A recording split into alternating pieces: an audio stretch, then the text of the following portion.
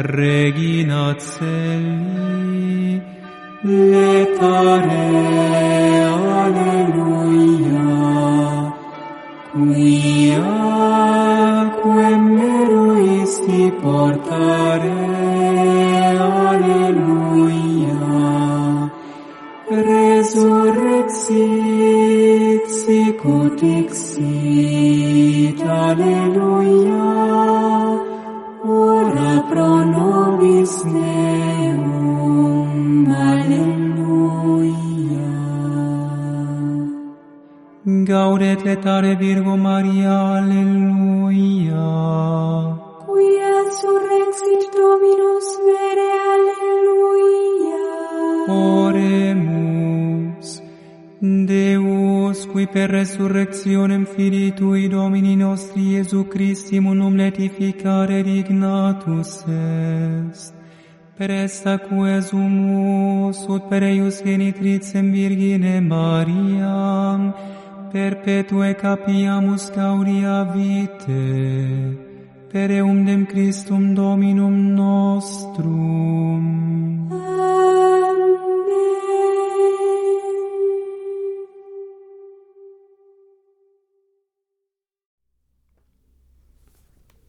Filoteia. Introdução à vida devota. Por São Francisco de Sales. Tradução de Felipe Lesage, editora Eclésia, canal Leconde. Caros ouvintes, caso gostem do que aqui será lido, por favor adquiram o livro. Caso gostem do meu trabalho, venham auxiliá-lo, centavos serão muito bem-vindos, seja via Pix, Apoia-se ou Vaquinha. Caso alguma coisa o meu trabalho valha, é claro, e você possa contribuir para que ele tenha continuidade, perpetuidade, perenidade, etc. Então dê uma olhada nos links que estão no descritivo. Tem também link para a lista de desejos da Amazon, que você pode fazer como o Felipe nos fez. Eu estou tendo dessa gravação graças ao Felipe, que nos comprou este livro. Não fosse a compra dele, este livro não seria gravado. Então, compre também para o canal um livro de presente para nós todos. Caso tenha algum que você queira que eu inclua na lista de desejos da Amazon, basta solicitá-lo, seja via e-mail ou nos comentários. Também é possível tornar-se membro aqui do canal. O Felipe, que comprou este livro, também já foi membro aqui do canal, é membro aqui do canal.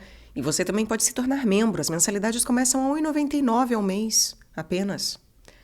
Agradeço a todos que são membros, aliás, todos que já ajudaram de alguma forma.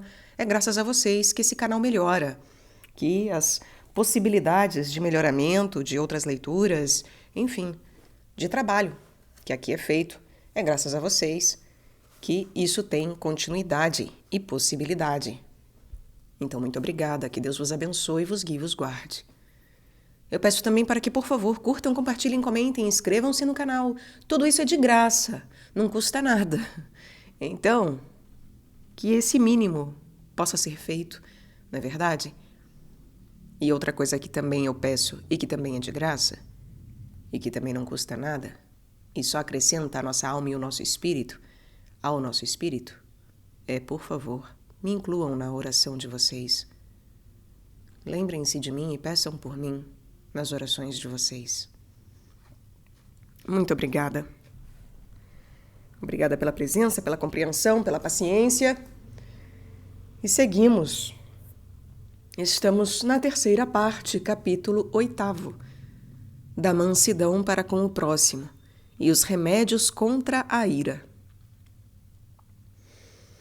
O Santo Crisma, utilizado na Igreja de Deus para o sacramento da confirmação e nas bênçãos, seguindo a tradição apostólica, é feito de óleo de oliveira misturado ao bálsamo, os quais representam, entre outras coisas, as duas virtudes tão admiráveis presentes de forma tão luminosa na sagrada pessoa de Nosso Senhor.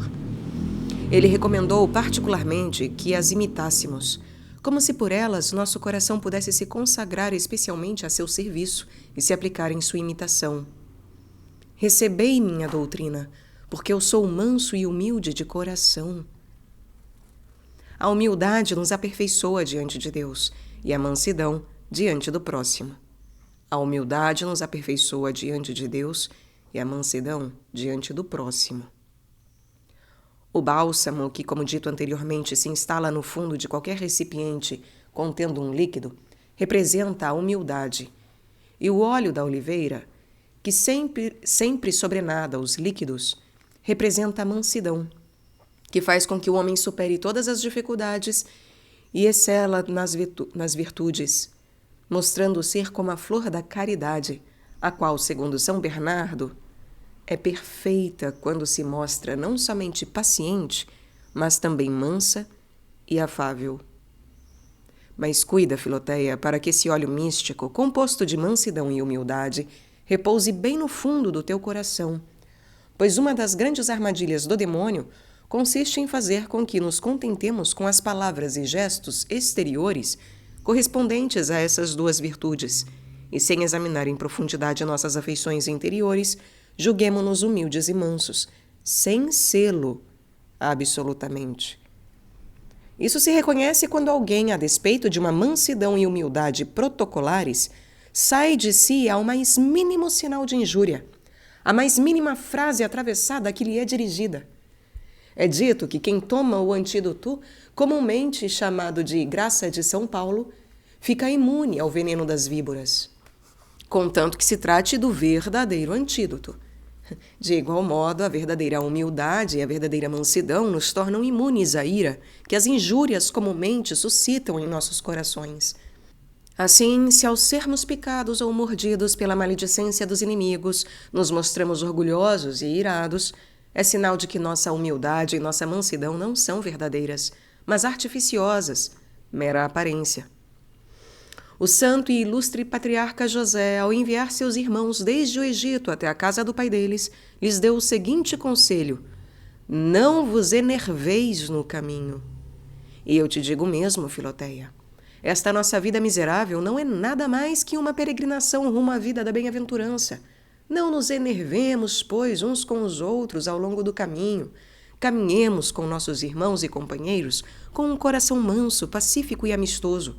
Digo com toda clareza e sem exceção, não te enerves absolutamente, se te for possível, e não aceites nenhum pretexto para abrires a porta de teu coração à cólera. Com efeito, São Tiago nos diz, sem reservas, que a ira do homem não cumpre a justiça de Deus. A ira do homem não cumpre a justiça de Deus. É preciso combater o mal e os vícios daqueles que estão sob nossa responsabilidade, mas com brandura e pacificamente. Nada acalma tanto a cólera de um elefante do que a visão de um cordeirinho, e nada amortece tão bem as balas de um canhão do que a lã. As admoestações e correções que nascem misturadas às paixões, ainda que acompanhadas de um fundo de razão, não são tão bem acolhidas quanto aquelas que encontram sua origem na pura razão, pois dado que a alma racional já é naturalmente submissa à razão, ela só se submete à paixão por força da tirania.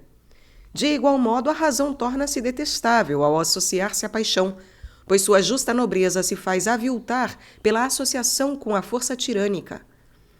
Um príncipe que visita o seu povo acompanhado de sua família em tempos de paz desperta grande alegria na população, mas se ele percorre o país com seus exércitos, ainda que visando o bem comum, sua passagem será desagradável ao povo, pois por mais que o príncipe se esforce em fazer observar a estrita disciplina militar entre seus soldados, sempre um ou outro cometerá excessos, causando incômodo à população.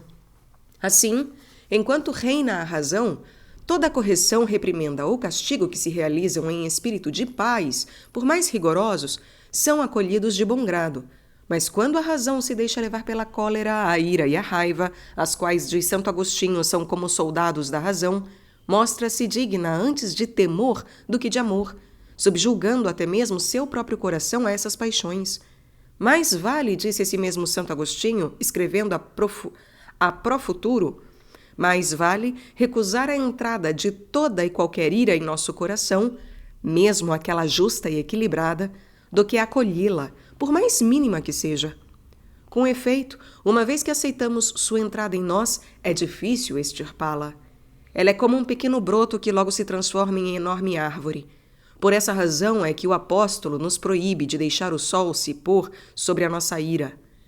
Por essa razão é que o apóstolo nos proíbe de deixar o sol se pôr sobre nossa ira, pois durante a noite ela se converte em ódio, tornando-se dificílimo livrar-se dela. O germe da ira se alimenta das diversas pseudo-certezas que trazemos na memória, de vez que nenhum homem irado pensou jamais que sua ira fosse injusta, e enraiza o ódio em nossos corações. Mais vale, pois, tentar viver sem a ira do que esforçar-se em utilizá-la com moderação e sabedoria. E quando nos ocorrer, por imperfeição e fraqueza, que nos vejamos surpreendidos por sua presença, é melhor expulsá-la de nós o quão antes, sem negociar com ela, pois por menor que seja o espaço que lhe concedamos, ela se instala em nosso coração como uma soberana, fazendo como a serpente, que entra com seu corpo inteiro em qualquer lugar onde passa sua cabeça. Mas como, tu me perguntarás, como faço para expulsá-la? É preciso, Filoteia, que ao mais mínimo sinal da sua presença, concentres prontamente as tuas forças, sem gestos impetuosos ou bruscos, mas com uma serenidade branda e suave.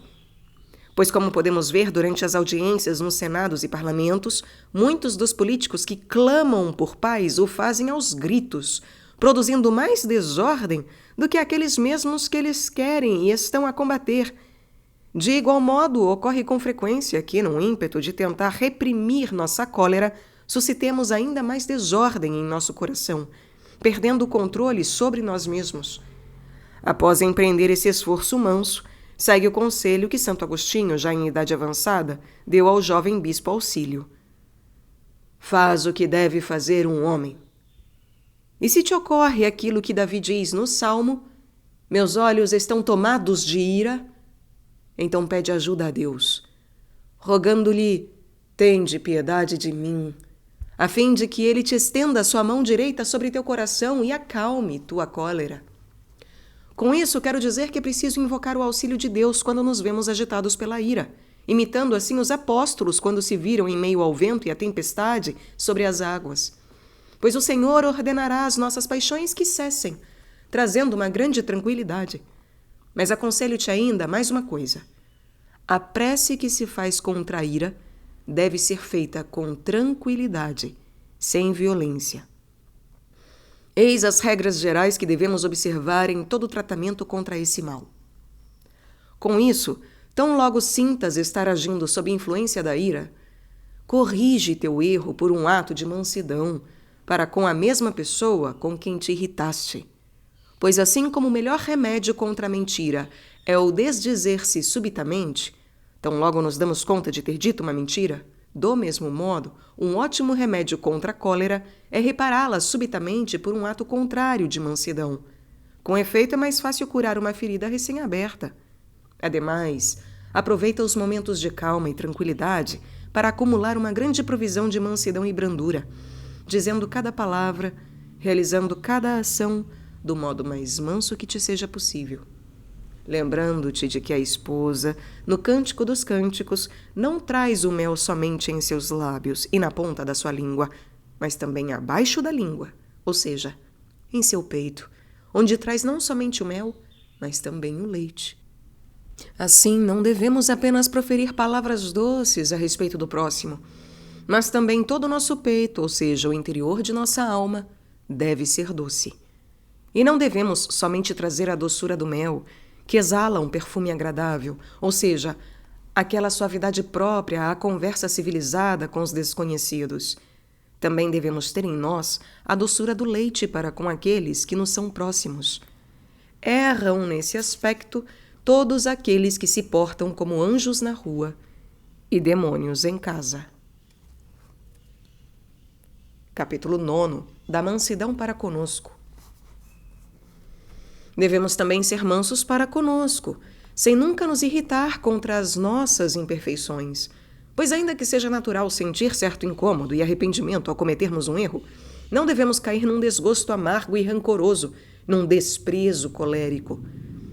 Cometem este erro os muitos homens que, ao ficarem nervosos, se enfurecem com o fato de estarem enfurecidos, se entristecem por estarem tristes e se decepcionam com a sua própria decepção. Assim mergulham seus corações na ira e os mantêm nela embebidos. E ainda que pareça que essa segunda camada de raiva destrua a primeira, ela abre, no entanto, a porta para um novo rompante, tão logo a ocasião se apresente. Além disso, A ira, a autodepreciação e o amargor contra nós mesmos tendem ao orgulho e encontram a sua origem no amor próprio, que se incomoda em ver-nos imperfeitos. É preciso, portanto, que o desgosto que nutrimos por nossas limitações seja sereno e firme. Um juiz pode melhor castigar um criminoso ao emitir suas sentenças pela razão e com um espírito tranquilo, e não tomado por um ímpeto passional. Tanto mais quanto, ao castigar as faltas impulsionado pela paixão, não as condena de acordo com as faltas, mas de acordo com o ciclo próprio. Assim, nós também nos punimos de modo muito mais perfeito por gestos serenos e constantes de arrependimento do que por arrependimentos amargos, afobados e coléricos. Nós também nos punimos de modo muito mais perfeito por gestos serenos e constantes de arrependimento do que por arrependimentos amargos, afobados e coléricos. Ademais, esses arrependimentos eufóricos não são conforme a gravidade de nossas faltas, mas conforme as nossas inclinações. Um sujeito, por exemplo, que se preocupe especialmente com a castidade, se detestará amargamente ao menor erro que vier a cometer contra essa virtude, mas não verá mal em rir das maledicências que proferira em outra ocasião. Aquele que odeia a maledicência, ao contrário, se afligirá por pequenas murmurações que tenha dito, e não se preocupará absolutamente com um grande erro cometido contra a castidade. E assim por diante. Tudo isso ocorre pelo simples motivo de que eles não se julgam segundo a razão, mas segundo a paixão.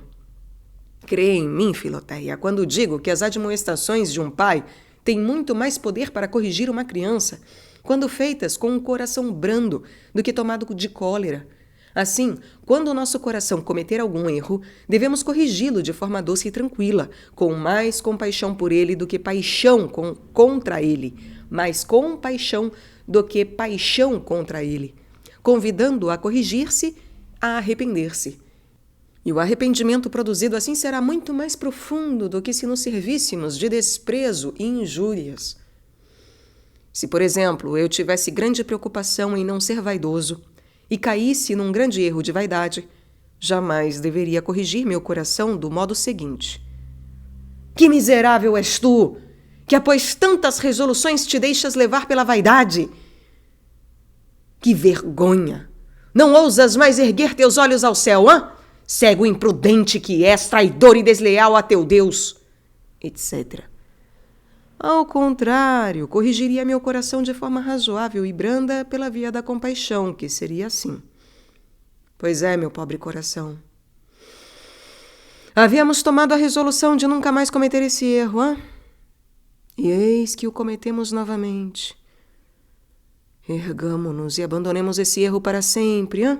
Imploremos a misericórdia de Deus e esperemos que ela nos ajude a ser doravante mais firmes e retornemos ao caminho da humildade.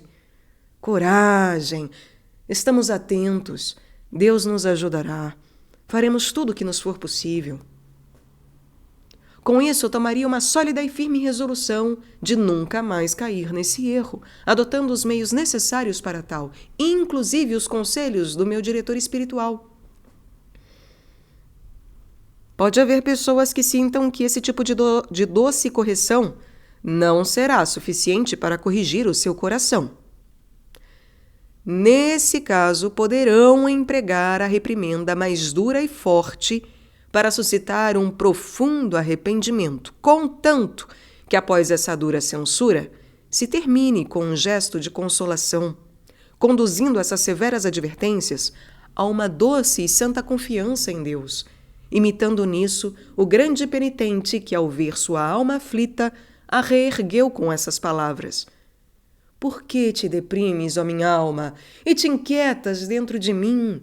Espera em Deus, porque ainda hei de louvá-lo. Eleva, pois, teu coração ao vê-lo cair.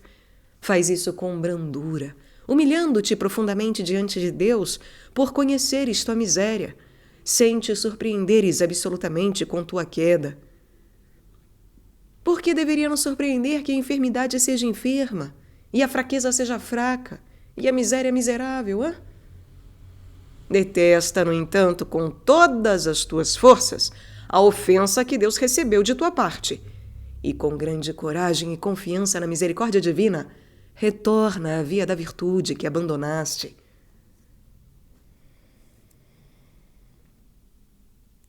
Capítulo 10. De que é preciso tratar de nossos negócios com zelo, sem pressa nem preocupação. Devemos tratar de nossos negócios com cuidado e diligência. Mas isso é coisa bem diferente de andar preocupado e ansioso por conta deles. Os anjos procuram a nossa salvação e o fazem com grande diligência, mas não se apressam nem se afobam com isso.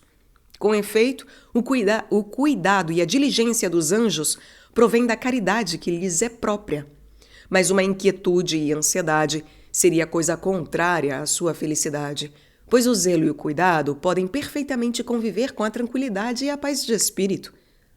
Tal não é o caso da preocupação, e muito menos da ansiedade. Sê, portanto, zelosa e diligente com todos os negócios, sob a tua responsabilidade, minha cara Filoteia.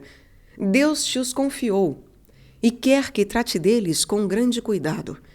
Mas se te for possível, não te deixes preocupar. Não trates deles com um coração inquieto ou ansioso. Não te afobes no exercício de tuas tarefas, pois a pressa deteriora a razão e o juízo e nos impede de bem realizar aquilo que queremos fazer. Nosso Senhor admoesta Santa Marta, dizendo: Marta, Marta, andas muito inquieta e te preocupas com muitas coisas. Percebe que se ela estivesse simplesmente a trabalhar com um coração zeloso, Nosso Senhor não a teria encontrado inquieta.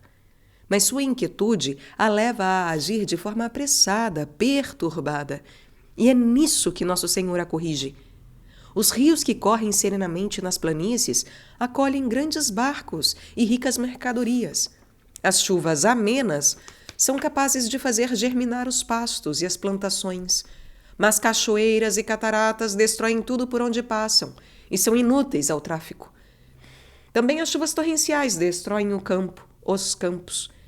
Nunca uma tarefa realizada com pressa e impetuosidade foi bem realizada. É preciso, portanto, como diz o antigo provérbio latino, apressar-se lentamente. Quem precipita seus passos, diz Salomão, desvia-se. Ao agir bem, agimos sempre a tempo. Ao agir bem, agimos sempre a tempo. As moscas, em sua azáfama, só fazem nos importunar, mas as abelhas, mais discretas, produzem o bom mel. Assim, quem se deixa consumir pelas preocupações e age com pressa é incapaz de produzir algo bom. O incômodo que as moscas nos causam é antes provocado pelo seu grande número do que por seus esforços particulares. Assim, as grandes tarefas nos preocupam menos do que as pequenas, quando estas últimas se apresentam em grande quantidade. Recebe, pois, as tarefas que te serão dadas em paz e busca fazê-las ordenadamente, uma após a outra. Pois se quiseres realizá-las todas de uma só vez, ou fora de ordem, terás de fazer um esforço desmedido, que te cansará o espírito, sucumbindo ao sentimento de pressa, agindo sem efeito.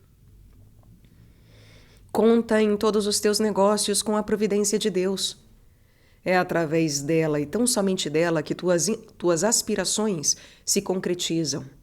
De tua parte, trabalha com brandura, cooperando com ela.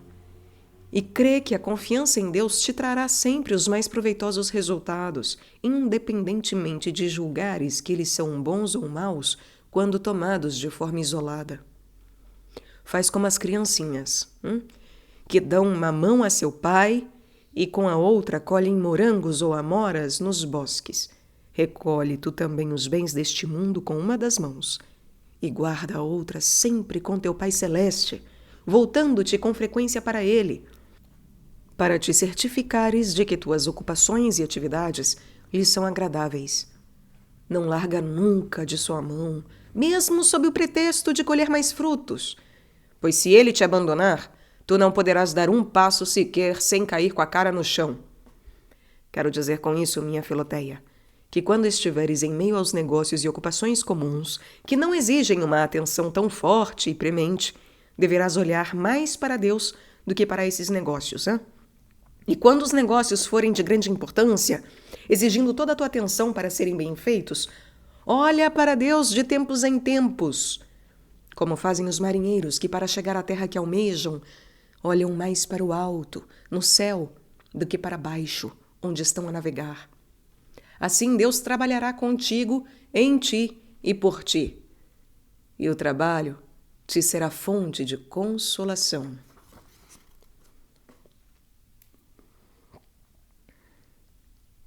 Capítulo 11. Da obediência. Só a caridade nos conduz à perfeição. Só a caridade nos conduz à perfeição.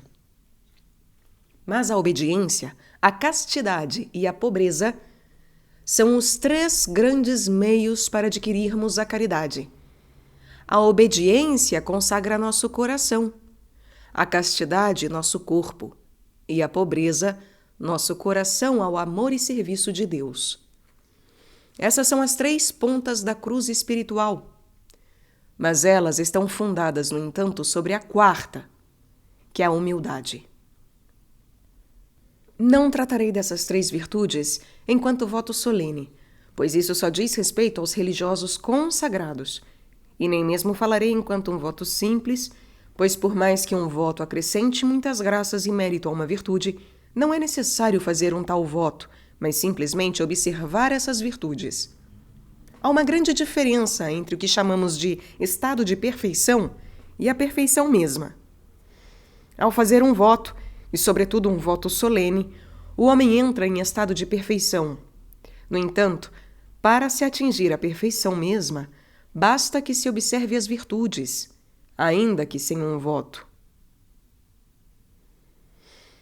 Todos os bispos e religiosos, por exemplo, estão em estado de perfeição, dado que fizeram os votos. Mas nem todos estão na perfeição, como podemos perceber tão claramente. Tratemos, pois, Filoteia, de bem praticar essas 3 virtudes segundo a nossa vocação particular, pois ainda que elas não nos coloquem em estado de perfeição, nos trarão, contudo, a perfeição mesma. Desse modo, devemos todos praticar essas 3 virtudes, ainda que de modos distintos. Existem 2 espécies de obediência, uma necessária e outra voluntária. A obediência necessária consiste em sujeitar-se humildemente aos superiores eclesiásticos, como o Papa e o Bispo, o Padre e os delegados destes 3. Deves obedecer a teus superiores políticos, ou seja, teu príncipe e os magistrados que ele designou para a tua região. E deves, enfim, obedecer a teus superiores domésticos, ou seja, teu pai, tua mãe, professor, professora.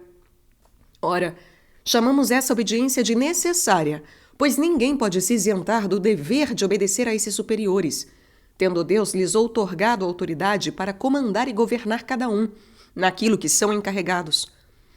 Segue, portanto, suas ordens, pois isso é necessário.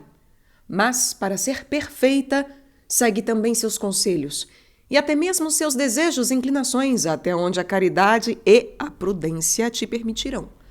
E obedece quando eles te ordenarem que faças algo agradável, como comer e repousar, etc., porque ainda que não pareça ser grande virtude obedecer nesse caso, seria, no entanto, um ato enormemente vicioso desobedecer. Obedece nas coisas indiferentes, como portar tal ou qual roupa, tomar tal ou qual caminho, cantar ou calar, e já estarás dando uma boa prova de obediência. Obedece em coisas desagradáveis, árduas, e serás perfeitamente obediente. Obedece, enfim, com doçura, sem replicar, prontamente e sem demora, alegremente e sem mágoa, e, acima de tudo, obedece amorosamente, por amor àquele que, por amor a nós, se fez obediente até a morte de cruz. Ele, diz São Bernardo, preferiu perder a vida a perder a obediência. para aprender facilmente a obedecer a teus superiores. Consente com simplicidade à vontade de teus semelhantes, cedendo às suas opiniões em tudo quanto não seja mal, sem nenhum espírito contencioso ou queixoso. Aceita de bom grado os desejos dos teus inferiores, tanto quanto lhe permita a razão, sem exercer uma autoridade desmedida, enquanto eles aguardarem um bom espírito, enquanto eles guardarem um bom espírito.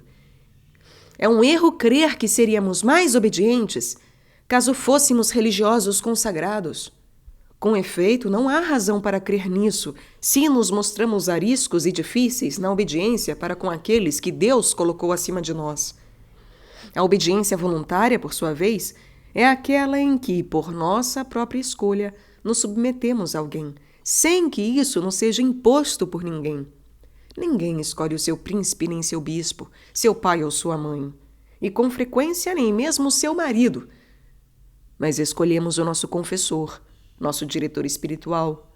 Ora, que façamos um voto de obediência ao escolhê-lo, como fez Santa Teresa, que além do voto solene de obediência ao superior da sua ordem, impôs-se a si mesma um voto simples de obediência ao padre Graciano. Ou que nos esforcemos em obedecer a alguém sem um voto específico. Chamamos em ambos os casos essa obediência de voluntária, por conta do seu fundamento, que depende da nossa vontade, da nossa escolha. É preciso obedecer a todos os nossos superiores, pelo menos naquilo que diz respeito a nosso elo de submissão, aos príncipes em tudo aquilo que diz respeito à vida pública, aos prelados no que se refere à vida eclesiástica, nas coisas domésticas ao pai, ao mestre, ao marido, quanto à conduta particular da alma, ao diretor e ao confessor particulares. Então pede ajuda do teu diretor espiritual para ordenar os gestos de piedade a serem observados por ti, e verás a graça e bondade dessas obras duplicarem. Com efeito, ao valor da piedade se acrescentará também aquele da obediência, graças à qual elas foram ordenadas e em virtude da qual foram realizadas. Bem-aventurados os obedientes, pois Deus jamais permitirá que eles se percam. Capítulo 12. Da necessidade da castidade. A castidade é o lírio entre todas as virtudes. Ela faz com que os homens se assemelhem aos anjos. A pureza é um atributo absolutamente necessário a tudo aquilo que é belo, e a pureza do homem é a castidade.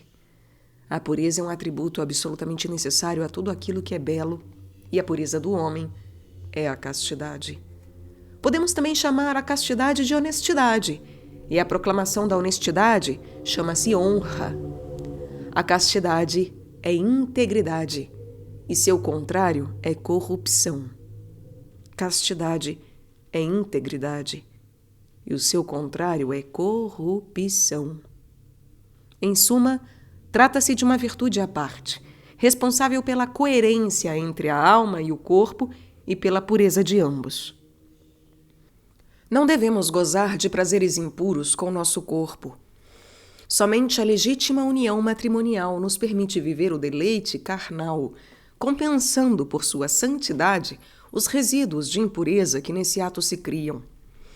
E mesmo dentro do contexto do casamento é preciso observar a honestidade de intenção, para que, ainda que haja certa imperfeição no prazer, a vontade que realiza o ato carnal seja perfeitamente honesta. O coração casto é como a madrepérola, que não recebe uma só gota de água que não venha do céu. Assim, ele só aceita os prazeres oriundos do casamento confirmado no céu. Fora desse contexto, não lhe é permitido nenhum só pensamento voluptuoso, voluntário e demorado.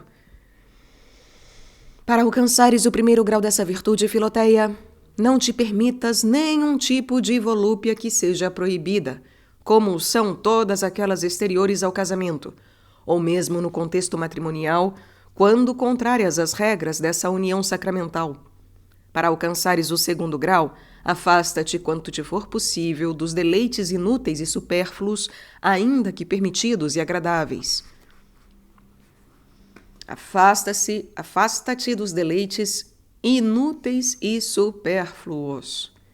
E quanto ao terceiro, Não te afeiçoes absolutamente aos deleites necessários e de preceitos, pois por mais que seja preciso praticar os prazeres necessários, quer dizer, aqueles referentes à finalidade do santo matrimônio, não devemos, entretanto, nos apegar a eles, seja em coração ou espírito. Ademais, todos necessitam enormemente dessa virtude. Os viúvos devem viver uma castidade corajosa, não somente quanto às situações presentes e futuras, mas também face às tentações da imaginação. Os prazeres vividos regularmente no contexto do casamento podem produzir iscas desonestas ao espírito com maior facilidade. A esse respeito, sabemos que Santo Agostinho admirava a pureza de seu caro Alípio, que se desligou completamente dos prazeres carnais, os quais, no entanto, ele experimentara na sua juventude. De fato, é fácil conservar um fruto quando ele ainda está inteiro. Alguns se conservam dentro da palha, outros debaixo da terra, outros ainda em meio às folhagens. Mas ao encetá-los, torna-se quase impossível preservá-los por outro modo que não o mel e o açúcar das geleias. Assim, uma castidade ainda intacta pode ser preservada de diversas maneiras, mas uma vez maculada, só uma excelente devoção, que, como eu disse frequentemente, é o verdadeiro mel e açúcar dos espíritos, só uma excelente devoção pode conservá-la. Aos virgens basta uma castidade simples para banir dos seus corações toda espécie de pensamentos curiosos, de desejo imundo, os quais em verdade não merecem ser desejados pelos homens, de vez que até mesmo os asnos e porcos sabem desejá-lo.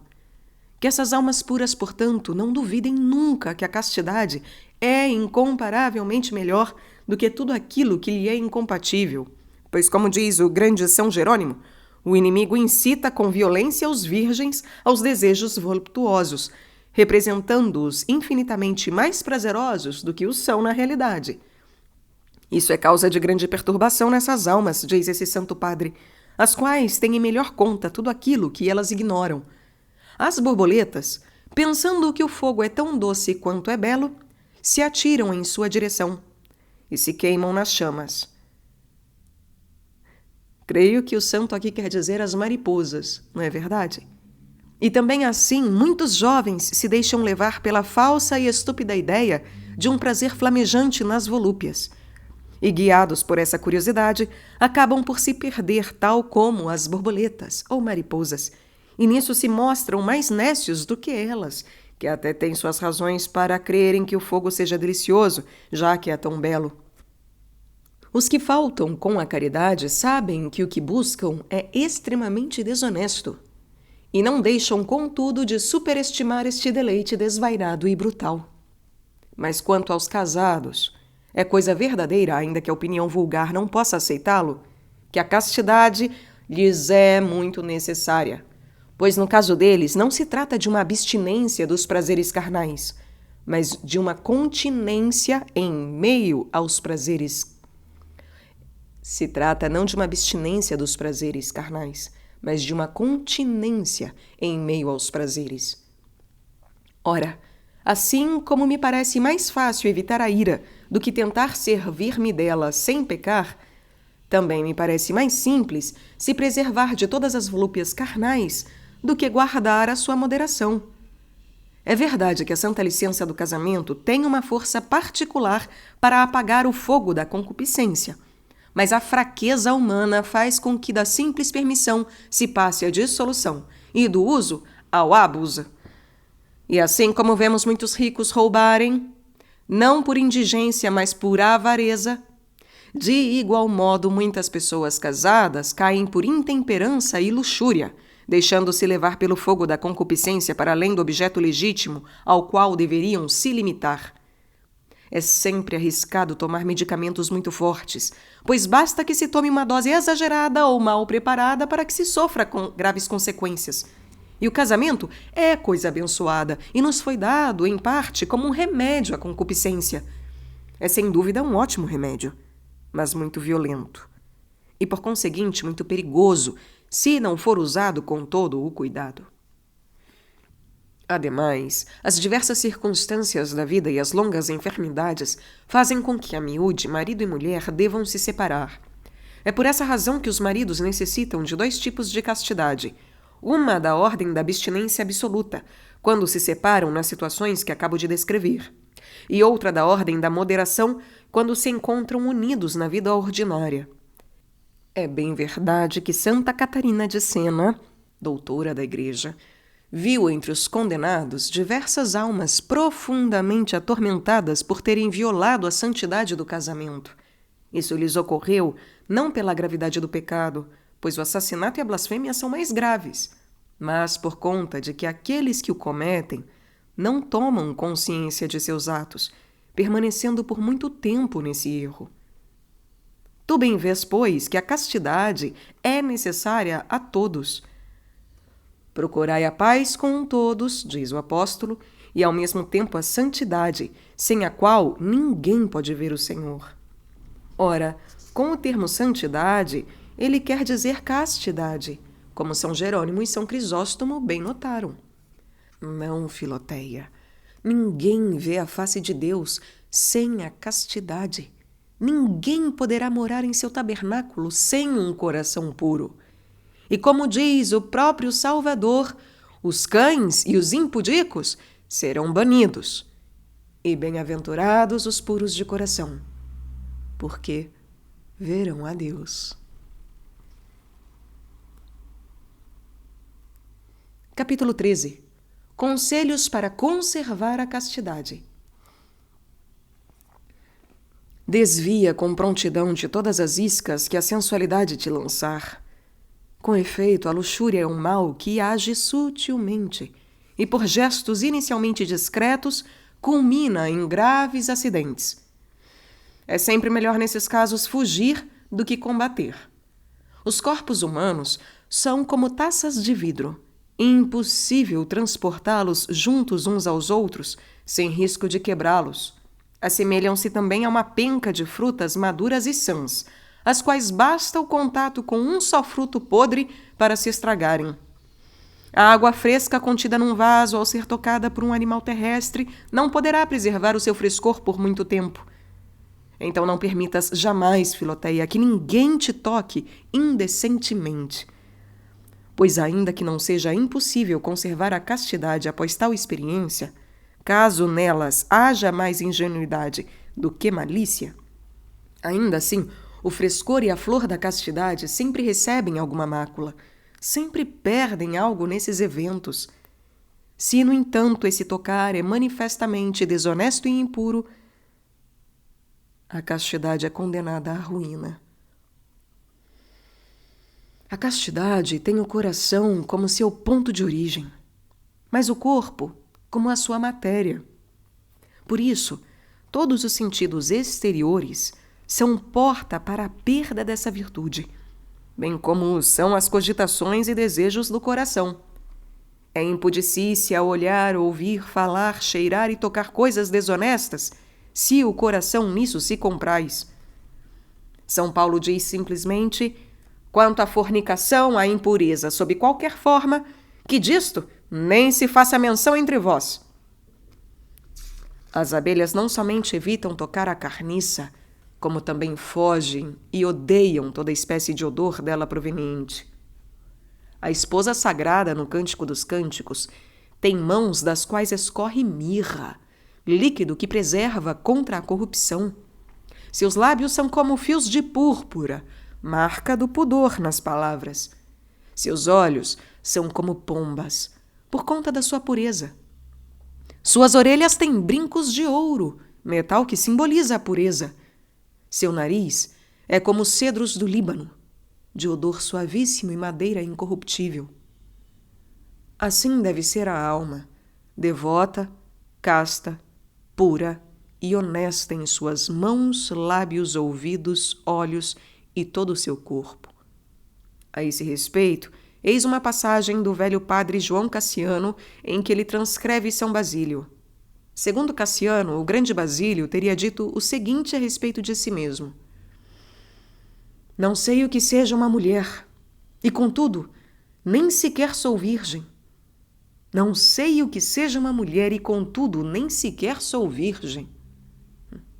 É bem verdade que se pode perder a castidade por meios os mais diversos, tantos quanto haja variações para a impudicícia e a lascívia, as quais agem contra a castidade, ora fragilizando-a, ora ferindo-a, ora atacando-a fatalmente. E existem certos tipos de familiaridades e paixões indiscretas, insensatas e sensuais, que não violam propriamente a castidade, mas a enfraquecem, tornando-a lânguida, manchando a sua bela alvura. E existem outras familiaridades e paixões que são não somente indiscretas, mas viciosas, não apenas insensatas, mas desonestas, não apenas sensuais, mas carnais. E por meio destas, a castidade é fortemente ferida, para dizer o mínimo.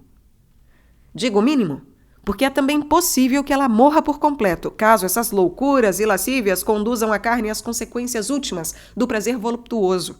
Aí então a castidade sucumbe, mais indigna e desgraçadamente do que quando perece pela fornicação, ou até mesmo pelo adultério e incesto. Pois estas últimas espécies de vilezas não são senão pecados, mas aquelas outras, como diz Tertuliano em seu livro sobre o pudor, são monstros de iniquidade e do pecado.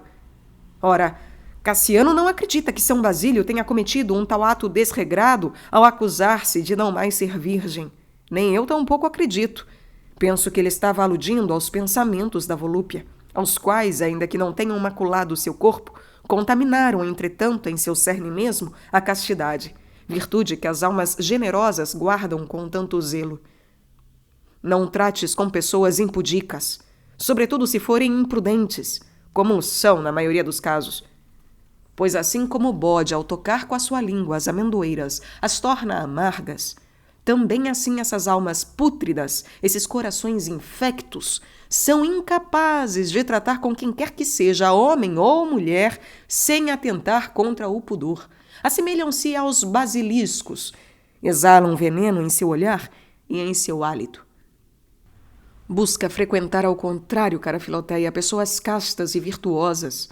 Pensa e lê com frequência as coisas sacras, pois as palavras do Senhor são puras e tornam puro quem nelas se compraz.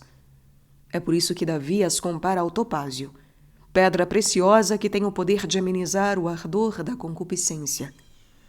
O topázio é uma pedra que tem o poder de amenizar o ardor da concupiscência. Permanece sempre com Jesus Cristo crucificado, tanto em teu espírito, por meio da meditação, quanto corporalmente, por meio da Santa Comunhão. Pois assim como aqueles que se deitam sobre a grama chamada ágnios castos tornam-se pouco a pouco castos e pudicos, do mesmo modo, ao repousares teu coração em Nosso Senhor, verdadeiro Cordeiro casto e imaculado, verás que logo a tua alma e teu coração serão purificados de todas as manchas, impurezas e luxúrias. Capítulo 14. Da pobreza de espírito em meio à riqueza material. Bem-aventurados os que têm um coração pobre, porque deles é o reino dos céus. Mal-aventurados, portanto, os ricos de espírito, pois deles será a miséria do inferno. É rico de espírito aquele cujas riquezas se encontram em seu espírito, ou cujo espírito está em suas riquezas. É pobre de espírito aquele que não possui riquezas em seu espírito, nem espírito nas riquezas. O martim pescador faz o seu ninho em forma de maçã, com apenas uma pequena abertura na parte superior. Ele o constrói na beira do mar, tão firme e impenetrável que, surpreendido pela maré, a água não penetra nele, e flutuando sempre, permanece o ninho em meio ao mar, sobre o mar. É senhor do mar. Teu coração, cara Filoteia, deve ser assim, aberto apenas ao céu, e impenetrável às riquezas e às coisas perecíveis. Se as possuíres, mantém teu coração imune a seu apego, que ele paire sempre acima e que em meio à riqueza permaneça sem riquezas, e delas permaneça senhor. Não permitas que este espírito celeste se misture aos bens terrenos. Mantém-nos sempre superior, acima deles, jamais com eles. Possuir veneno é diferente de estar envenenado. Possuir veneno é diferente de estar envenenado. Os farmacêuticos costumam dispor de venenos que usam para diversos fins, mas nem por isso se tornam vítimas dos mesmos, pois estes não se encontram em seus corpos, e sim em suas farmácias. Igualmente podes possuir riquezas sem te envenenares, mantendo-as em tua casa ou em tua bolsa, e não em teu coração. Possuir riqueza material sem a ela se apegar constitui a aventura do cristão, pois desta forma ele terá o conforto da riqueza neste mundo e o mérito da pobreza para o outro. Infelizmente, Filoteia, ninguém jamais confessará a própria avareza. Todos negarão de todo o coração esta vil baixeza, justificando ora pelo fardo da criação dos filhos, ora pela voz da prudência o acúmulo de bens, que nunca é demais. Há sempre uma grande necessidade de acumular e acumular. E mesmo os maiores avarentos não apenas negarão que o são, como acreditarão sinceramente não o ser. Pois a avareza é uma febre prodigiosa, que quanto mais violenta e ardente, mais insensível se nos torna. Moisés velou o fogo sagrado que fazia arder a sarça sem consumi-la. Contrariamente, o fogo profano da avareza consome e devora o avarento sem queimá-lo. Em meio ao ardor e ao calor intenso, ele se regozija pelo maravilhoso frescor e assegura que sua sede insaciável é perfeitamente natural e suave. Se desejas por muito tempo ardentemente e com inquietação os bens que não possuis, é inútil afirmar que os não queres possuir de forma injusta. Não deixas de ser avara só por isso. Aquele que deseja por muito tempo, ardentemente e com inquietação beber, mesmo que apenas água, deixa claro estar tomado de um desejo febril. Ó Filoteia, não sei se é justo o desejo de adquirir com justiça aquilo que o outro já possui justamente, pois me parece que este desejo nos leva a querer confortar-nos com o incômodo do outro.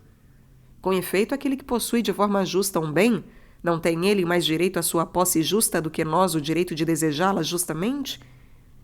Em que motivo então nos levaria a desejar privá-lo daquilo que é seu conforto? Por mais justo que seja esse desejo, certamente não é caridoso, pois não desejaríamos de forma alguma que alguém desejasse, mesmo que de forma justa, aquilo que justamente desejamos guardar. Este foi o pecado de Acabe, que de forma justa desejou o vinhedo de Nabote, o qual, mais justamente ainda, desejava guardá-lo. Ele o desejou ardentemente, por muito tempo e com inquietação, e dessa forma ofendeu a Deus. Aguarda então, Filoteia, o momento em que o próximo desejar se desfazer de seu bem, para então desejá-lo, pois desta forma seu desejo tornará o teu não apenas justo, mas caridoso. Sim, pois quero que cuides de multiplicar teus bens e tuas posses, desde que seja de forma não apenas justa, mas mansa e caridosa. Se te afeiçoas aos bens que possuis, se tens por eles muito apego, se teu coração e teus pensamentos se prendem a eles, e se temes forte e sofregamente perdê-los, é que sofres um tipo de febre. Sim, os febris bebem a água que lhes é dada com sofreguidão, uma forma de atenção e de avidez incomum entre as pessoas sãs. Não é possível obter muita satisfação de algo a que se tem muito apego. Se te acontecer de perderes algum bem e sentires teu coração desolado e aflito, crê-me, Filoteia, tu lhe eras apegada demais, pois nada evidencia tanto o apego à coisa perdida quanto a aflição pela sua perda. Evita, portanto, desejar intensa e profundamente o bem que não tens. Evita desejar intensa e profundamente o bem que não tens. Não deixes que teu coração se apegue àquilo que já possuis, e não deixes que teu coração se apegue àquilo que já possuis. E não te entristeças pelas perdas que sobrevierem. E aí então terás motivo para acreditar que, mesmo sendo rica em posses, não és rica em apego, e sim pobre de espírito, e, portanto, bem-aventurada, porque teu é o reino dos céus. Capítulo 15. Como praticar a pobreza verdadeira sem deixar de ser verdadeiramente rico? O pintor Parrásio descreveu o povo ateniense de forma muito criativa, mostrando-o na sua diversidade de formas: colérico, injusto, inconstante, cortês, clemente, misericordioso, altivo, glorioso, humilde, fanfarrão, covarde, tudo ao mesmo tempo. Mas, cara Filoteia, eu gostaria de infundir em teu coração ao mesmo tempo a riqueza e a pobreza, um grande zelo pelas coisas temporais, bem como o maior desprezo por elas. Tu deves empenhar-te mais do que as pessoas comuns em tornar útil e produtivo aquilo que possuis. Diz-me, não é verdade que os jardineiros dos grandes príncipes são mais cuidadosos e diligentes ao cultivar e embelezar os jardins reais do que os seus próprios? Isto se dá, sem dúvida, por considerarem que, assim agindo, estarão agradando aos príncipes e reis aos quais prestam serviço. Cara Filoteia, nossas posses não nos pertencem. Fomos incumbidos por Deus de zelar por elas, e seu desejo é que as tornemos úteis e produtivas. Desta forma, lhe estaremos prestando agradável serviço, mas é preciso que este zelo seja mais forte e mais firme do que o dedicado pelas pessoas às suas posses, pois este traduz apenas o amor que elas dedicam a si próprias, enquanto nós devemos trabalhar por amor a Deus.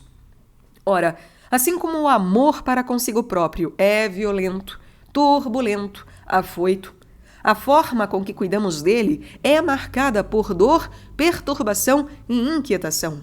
E como o amor a Deus é doce, pacífico e tranquilo, o cuidado que dele deriva, ainda que dirigido aos bens terrenos, é amigável, doce e desinteressado. Cuidemos então desinteressadamente da preservação e mesmo da multiplicação de nossos bens, quando isso for justo e conforme as nossas necessidades, pois assim quer Deus que façamos, por amor a Ele. Mas toma cuidado para não deixares iludir pelo amor próprio. Toma cuidado para não te deixares iludir pelo amor próprio, pois este se confunde tão bem com o amor a Deus que se torna fácil confundi-los. Para impedirmos que o amor próprio nos iluda e que o cuidar de nossos bens terrenos se converta em avareza, além do que foi dito no capítulo anterior, é necessário praticar frequentemente a pobreza de tal forma real e efetiva entre todos os dons e riquezas que nos são proporcionados por Deus. Deixa de lado sempre uma parte das suas posses, e de bom grado faz doação dela aos pobres, pois doar o que possuímos é empobrecer-se na mesma medida. E quanto mais doares, mais pobre te tornarás. Claro está que Deus tudo te devolverá, não apenas no outro mundo, mas neste mesmo em que vivemos, pois não há nada que nos faça prosperar materialmente tanto quanto a esmola. Mas enquanto esperas o retorno, permanecerás pobre. Ah, santa e rica pobreza nos é proporcionada pela esmola. Ama os pobres e a pobreza, pois através deste amor te tornarás verdadeiramente pobre, já que, como diz a Escritura, nos tornamos iguais àquilo que amamos. O amor iguala àqueles que se amam. Quem é fraco que eu não seja fraco? Indagou São Paulo. Poderia ter dito: quem é pobre sem que eu me torne pobre?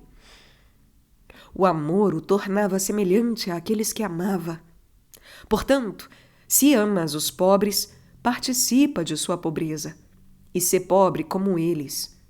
Ora, se amas os pobres, mistura-te a eles, com prazer convida-os à tua casa, e da mesma forma visita-os na casa deles. Tem prazer em conversar com eles, em estar próximo a eles na igreja, nas ruas e em todo lugar. Sê pobre na linguagem, falando-lhes de igual para igual, mas sê rica ao repartires o que possuís de mais abundante. Queres fazer mais ainda, cara Filoteia? Então não te contentes em ser pobre, como os pobres, mas ser mais pobre que os pobres. E como? O servo está abaixo de seu senhor. Torna-te serva dos pobres. Serve-os em seus leitos com tuas próprias mãos quando estiverem doentes. Prepara-lhes de comer a tuas próprias custas. Costura e lava-lhes as roupas. Filoteia, há mais glória neste servir do que na realeza. Nunca me cansarei de admirar o ardor pelo qual era movido nesta prática São Luís, um dos maiores reis que o sol já viu em todos os sentidos. Frequentemente servia à mesa os pobres que se encarregava de alimentar. Convidava quase sempre 3 deles à sua própria mesa e muitas vezes se alimentava dos restos das suas refeições com amor inigualável. Quando visitava os hospitais, o que era frequente, começava de ordinário por servir àqueles que padeciam dos males mais terríveis, como a lepra, o cancro e outros semelhantes. E servia com a cabeça descoberta, ajoelhado, respeitando na pessoa deles o Salvador do mundo e amando-os tão profundamente quanto uma mãe a seus filhos. Santa Isabel, filha do rei da Hungria, tinha o hábito de misturar-se aos pobres. Por brincadeira, se vestia às vezes como uma mulher pobre, e entre suas damas dizia: se eu fosse pobre, vestir-me-ia assim. Meu Deus, cara Filoteia, como eram pobres em suas riquezas e ricos em sua pobreza, este príncipe e esta princesa. Bem-aventurados aqueles que são pobres assim, porque deles é o reino dos céus. Tive fome e me destes de comer. Tive frio e me vestistes. Tomai posse do reino que vos está preparado desde a criação do mundo, dirá o rei dos pobres e dos reis em seu juízo final. Não há quem ocasionalmente não passe por alguma privação ou desconforto. Acontece de recebermos um hóspede que gostaríamos de tratar bem, mas nos faltarem os meios momentaneamente, ou de precisarmos estar bem vestidos para alguma cerimônia, mas termos deixado nossas belas vestes em outro local. Acontece de todos os vinhos da adega se estragarem, restando apenas os inferiores, ou de estarmos em alguma cabana no campo onde não há nada, nem leito, nem quarto, nem mesa, nem serviço. Enfim, por mais rico que se seja, é fácil faltar-nos algo, e isso é estar efetivamente pobre. Filoteia, aceita de bom grado estes momentos, e suporta-os alegremente. Quando te ocorrerem estes inconvenientes que te empobrecerão, muito ou pouco, como as tempestades, o fogo, as inundações, a esterilidade, os furtos, os processos, este então será o momento certo para praticares a pobreza, recebendo com mansidão a privação de recursos, conformando-te com paciência e constância ao empobrecimento. Esaú apresentou-se diante de seu pai com as mãos peludas, assim como havia feito Jacó. Mas o pelo que recobria Jacó não pertencia à sua mão, e sim à sua luva, de modo que lhe era possível livrar-se de tal pelagem sem dor. Contrariamente, os pelos das mãos de Esaú pertenciam à sua própria pele, e arrancá-los lhe causaria muita dor. Ele iria protestar e se defenderia. Quando nos apegamos a nossos pertences, quanta revolta e lamentações, se eles nos forem subtraídos por roubo, por intempéries ou por litígio. Mas se cuidarmos de simplesmente zelar por nossos bens, na medida desejada por Deus, sem apego, a perda então não nos fará perder a razão nem a tranquilidade.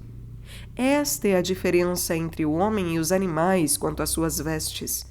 Enquanto os animais as têm presas a si, o homem pode desfazer-se delas quando assim o desejar. Capítulo 16. Para praticar a riqueza de espírito em meio à pobreza real. Mas se fores verdadeiramente pobre, caríssima Filoteia, sê também pobre de espírito. Faz da necessidade uma virtude e valoriza ao máximo a pedra preciosa da pobreza. O mundo desconhece o seu brilho, que é, contudo, tão rico e tão belo. Tem paciência. Estás em boa companhia. Nosso Senhor, Nossa Senhora, os apóstolos, tantos santos e santas foram pobres, e podendo ter riquezas, as desprezaram. Quantos mundanos, em meio às enormes contradições humanas, buscaram ardentemente a santa pobreza nos claustros e hospitais. Muitos se esforçaram para achá-la, como, por exemplo, Santo Aleixo, Santa Paula, São Paulino, Santo Ângelo e tantos outros. E a ti, Filoteia, ela se apresenta espontaneamente. Tu a encontraste sem buscá-la e sem esforço.